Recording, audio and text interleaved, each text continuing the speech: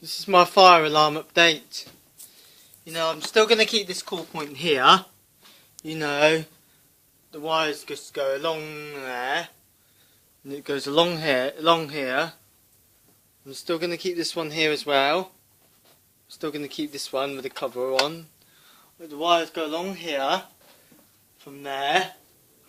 I'm going to move this core point to, you know, it's going to go here. See how I made the loop? And this one, I'm going to put a heat detector on there.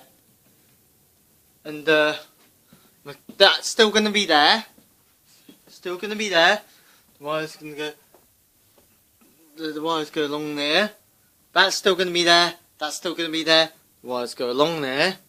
To that. And it goes along there, travels along there. Got a Russian there. They're still going to be there. And that's the battery, you know. And this is just some spare glass in here. I just so I never. The glass is broke. This has got glass in it. Whenever glass switches there. You know, still going to keep that. That's my silent switch.